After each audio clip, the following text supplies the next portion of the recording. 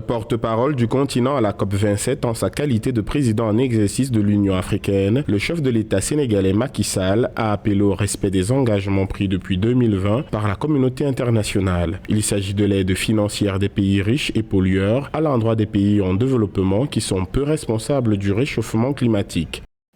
Faire l'histoire en tenant nos engagements, tous nos engagements, dont celui convenu de 100 milliards de dollars par an pour soutenir les efforts d'adaptation des pays en développement et qui peinent à être entièrement réalisés.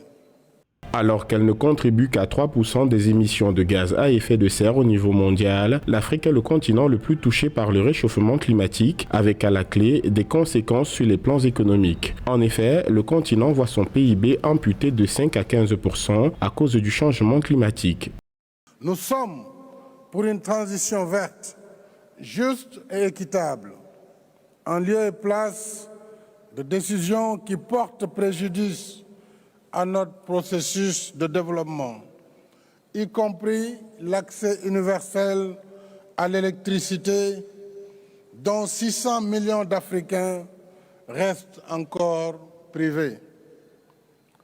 Je rappelle qu'avec la forêt du bassin du Congo, notre continent abrite également un quart de ce qui reste encore des forêts tropicales, offrant à la planète un de ses rares poumons verts, refuge de biodiversité qui contribue à la séquestration du carbone.